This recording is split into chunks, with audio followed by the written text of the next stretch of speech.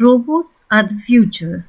They are everywhere, used in healthcare industry for robotic surgeries. They are also there cleaning people's house as vacuum cleaners. iRobot companies has made the Roomba, which is a robotic vacuum cleaner. And in the military, it is used to discard or dispose of the bombs, while the drones are used to spy on the enemies. On the Mars, it is used to explore the surface of the Mars, send pictures back to Earth.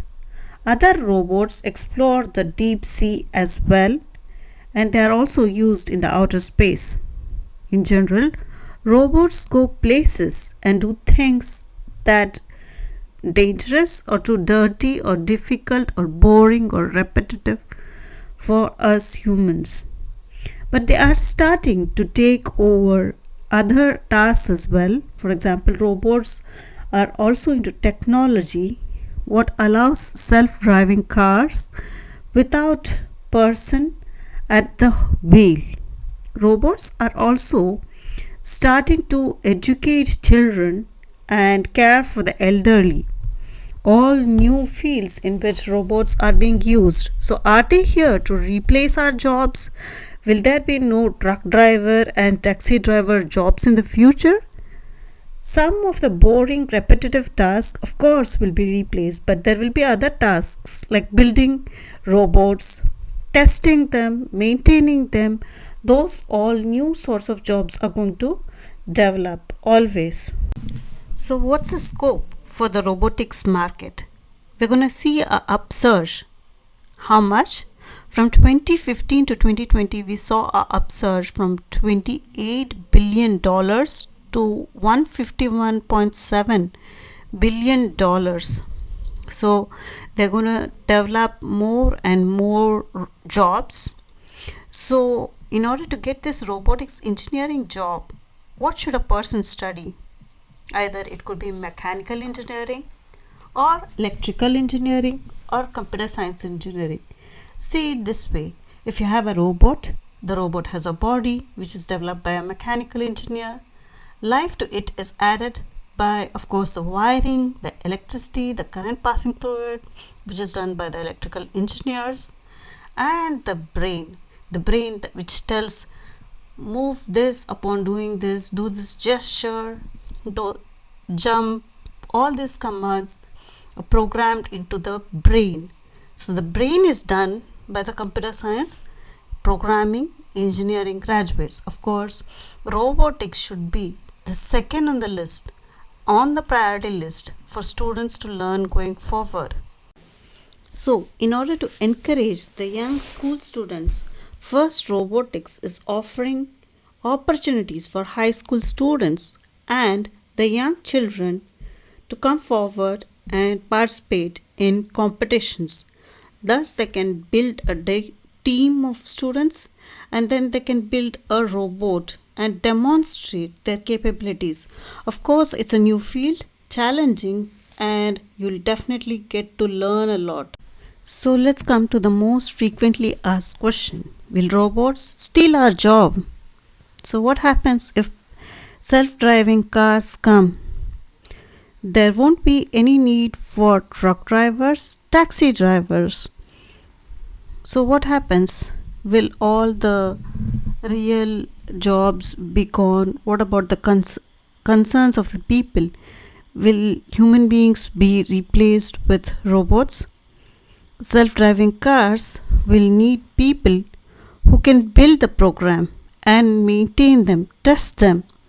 So, there are going to be new, innovative, and much better jobs than boring, repetitive jobs. So, tasks or jobs are going to change from one to another. Even pay will be high in a robotics engineering job. So, tasks are not going to be as repetitive or as boring as those that were there before. So, what does a robotics engineer do? Robotics engineer has to design, maintain, and test the robots. So, any robot, for example, it could be iRobot, Roomba, which is used as a vacuum cleaner. So, they have to design how should we go about designing that. There are going to be a lot of design problems.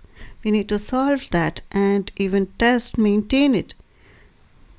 These are the tasks that will be there for a robotics engineer. They have to be good in math, science, engineering, either mechanical, electrical, or computer science engineering graduates. These robots are going to be used either in the medical field, the military field, or in manufacturing industry, the automobile industry. So domain knowledge, again expertise with domain, precision surgery, they need some overlap with the medicine field, and they have to acquire that knowledge along with the robotics engineering. So it's not going to be easy. They roughly spend 53 hours of work week. That's what we have heard from the robotic engineering companies.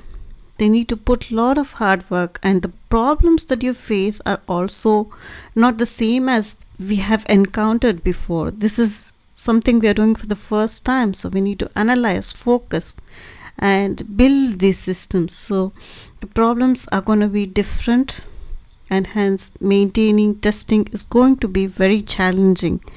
They also have to continuously work for 16 hours in order to test, maintain it.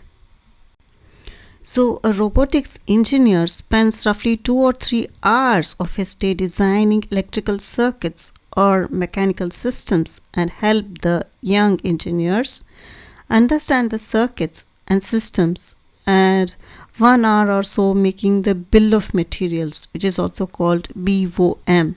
So, what is bill of materials? Getting all the wires, resistors, integrated circuits, nuts, bolts, and processors, etc. Whatever we need for building those components, they are all first prepared. What is the list we need? So that is called bill of materials. Building that and then analyzing how to build the circuit, and it takes roughly 53-hour weeks. Every week they put in 53 hours to do this job. So while you're doing your robotics engineering, as a student, you can still get summer internship programs with NASA, and NASA is offering this Robotics Academy program where they can work on some of the projects and participate and work in NASA's local industry and academic institution. It's very hot field right now.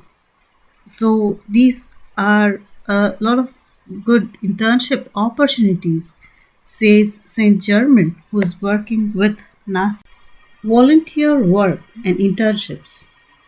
Technical degree programs in robotics automation typically they encourage the students to participate in internship or apprenticeship programs, that is called like voluntary work or internships at a company, and you get a real hands-on exposure, because if you just have some theoretical knowledge it's not going to help. We need to participate and complete these projects. These are paid internships and it requires component of the program. It's an important part.